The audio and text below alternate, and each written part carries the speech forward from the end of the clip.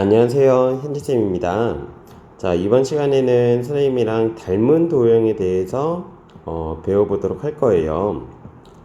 도형의 닮음은 선생님이 총 두 개로 나눠서 일단 준비를 할 건데, 오늘 첫 번째 시간에는 닮았다라는 도형에 대한 개념, 그리고 두 번째 시간에는 닮음 도형을 우리 수학에서 어떻게 응용하는지를 선생님이랑 좀 같이 보도록 하겠습니다. 자, 일단 수학자들이 닮았다라는 도형을 이제 연구하기 시작하게 된 계기가 있을 텐데요. 일단은 도형에서 닮았다라고 표현을 할 거는 우리가 일상생활에서 흔히 쓰는 쟤네 두 명이 좀 비슷하다 라는 표현을 수학에서는 닮았다라고 표현을 합니다. 자, 그래서 도형에서 우리가 수학에서 닮았다라는 표현을 쓰기 위해서는 두 개의 도형이 있는데, 그 두 개의 도형을 하나를 회전시키거나 아니면은 스마트폰 화면처럼 확대를 하거나 아니면 축소를 시켰을 때 완벽하게 일치가 되는 두 개의 도형을 우리는 닮았다라고 표현을 합니다. 자, 예를 들면 어떤 삼각형이 있고 여기에는 어떤 사각형이 있다라고 합시다. 이 삼각형을 죽었다 깨어나도 회전하거나 아니면은 축소하거나 아니면은 확대시켰을 때 위 오른쪽 사각형이랑 일치하는 일은 절대적으로 없겠죠. 그쵸? 그래서 우리는 이럴 때는 닮았다라는 표현을 쓰지는 않는데, 예를 들면 이런 경우입니다. 자, 여기 어떤 삼각형이 있고 여기 오른쪽에 어떤 사각형이 있는데, 이 왼쪽에 있는 삼각형의 각각의 변의 비율을 선생님은 4cm, 6cm, 4cm로 잡겠습니다. 자, 근데 오른쪽에 있는 삼각형의 변의 비율을 보니까, 자, 여기는 8cm, 여기도 8cm, 여기가 12cm가 됐다라고 하네요. 여러분들 지금 보시는 느낌처럼 지금 이렇게 해서 했을 때 두 개의 삼각형을 우리는 닮았다라고 표현을 할 수가 있을 것 같죠, 왠지.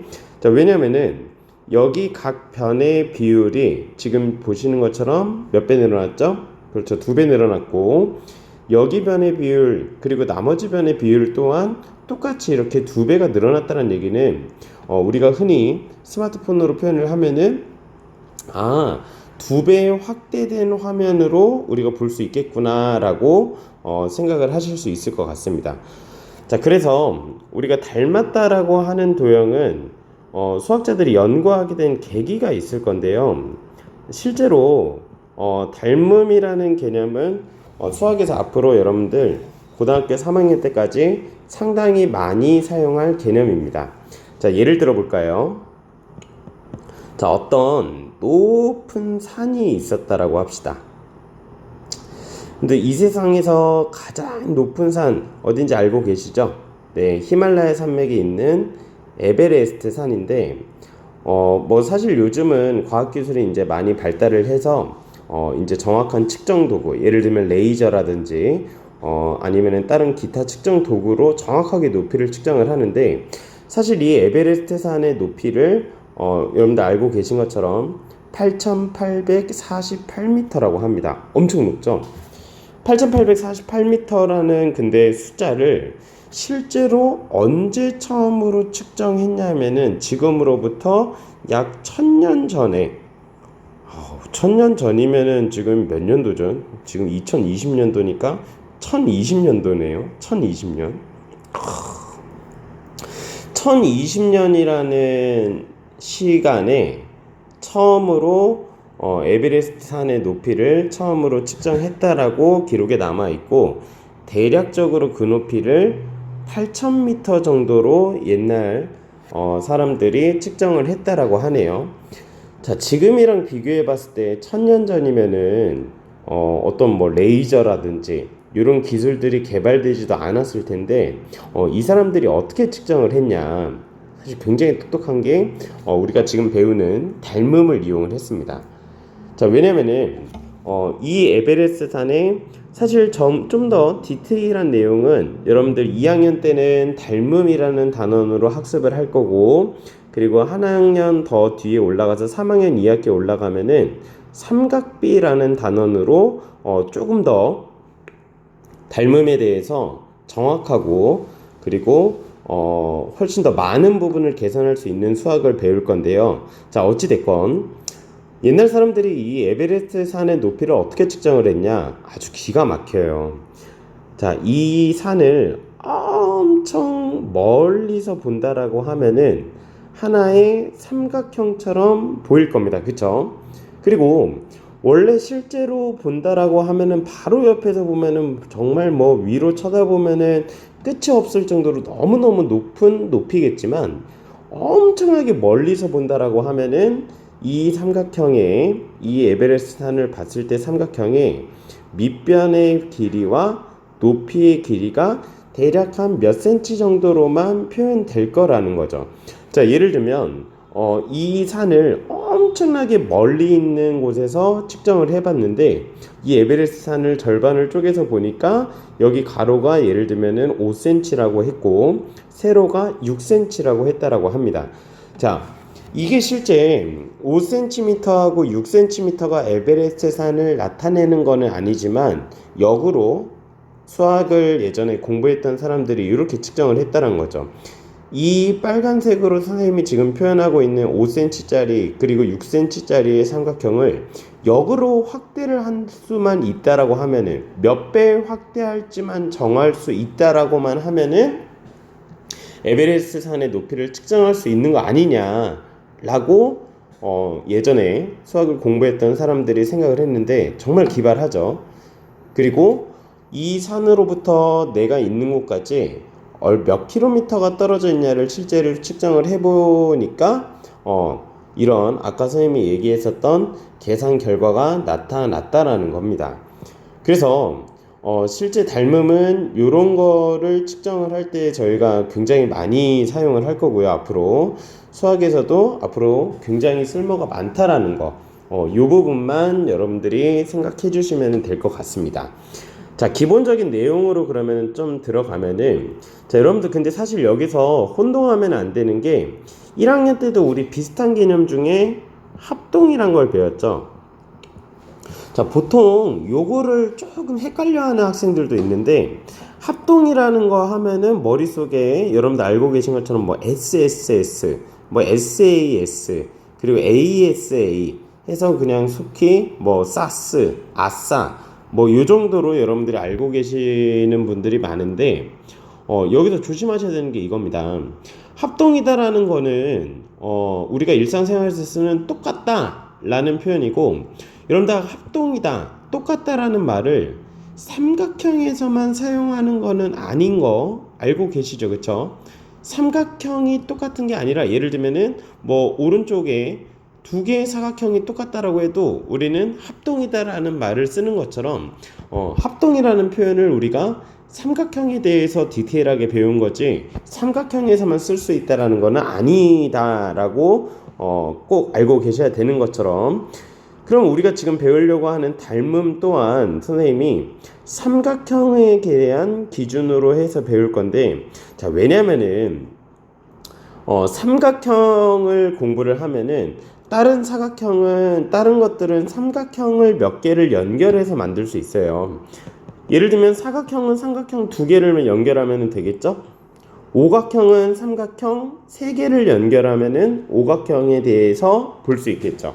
그래서 기본적으로 우리는 닮음이나 합동을 공부할 때 아니면 더 여러분들 나중에 학년 올라가서 도형을 배우는 학문을 기하학이라고 하는데, 이제 기하를 계속적으로 배우게 되면은 가장 기본 토대가 되는 거는 삼각형을 기본 토대로 배운다 라고 여러분들이 생각해 주시면 되겠습니다. 그래서 요렇게 해서 삼각형부터 일단은 볼 건데요. 삼각형에서 일단 봤을 때, 자, 이제부터 용어 좀 들어가도록 하겠습니다. 자, 여기 ABC 삼각형이 있고 여기 오른쪽에 DEF 삼각형이 있어요. 선생님이 지금 나타낸 거는 이렇게 딱 수평도 맞고 그리고 회전도 안 시켜서 그렸지만 요게 이렇게 해가지고 회전이 되어 있을 수도 있습니다. 문제에 따라서. 그래서 여러분들이 잘 눈썰미로 잘 살펴주시면 될 것 같은데요. 자, 일단은 우리가 이제 용어부터 보면은 합동에서 썼던 용어랑 좀 비슷해요. 자, 여기에 선분 AB와 그리고 오른쪽의 선분 DE는 서로 대응하는 관계다라고 해서 이 둘을 대응변이라고 합니다. 자, 그럼 이 대응변이 당연히 삼각형의 변은 3개니까 하나일 리는 없겠죠. BC하고 EF도 대응변이라고 하고요. AC와 DF도 대응변이라고 부릅니다. 어렵지 않죠? 자, 그리고 용어 하나만 더 알면 되는데 대응변이 있으면 대응각도 있겠죠. 네, 각 여기에 있는 A와 오른쪽에 있는 각 D를 우리는 대응각이라고 표현을 합니다. 그리고 여기에 있는 각 B와 각 E 마찬가지고요. 각 C와 오른쪽에 있는 각 F도 서로 대응각이다 라고 표현을 한다라는 겁니다. 그래서 우리는 일단 두 삼각형이 합동인지 닮음인지 아닌지를 찾을 때 우리는 뭘 봐야 되냐. 첫 번째, 각 대응변의 비 AB라는 대응변과 대응하는 변은 오른쪽에 DE였죠. 그쵸? 그리고 왼쪽에 있는 대응변의 BC와 오른쪽에 있는 대응변 EF. 자, 마찬가지 대응변 AC와 오른쪽에 있는 DF가 서로 예를 들면은 AB가 1cm였는데 DE가 2cm였다. BC가 2cm였는데 EF가 4cm였다. AC가 3cm였는데 DF가 6cm였다. 이런 것처럼 모든 변의 길이는 당연히 다를 수 있지만 비율을 살펴보니까 이런 식으로 1대2, 1대2, 1대2. 즉 왼쪽에 있는 삼각형보다 오른쪽에 있는 삼각형이 각 변의 비율이 2배씩 크다라는 거죠.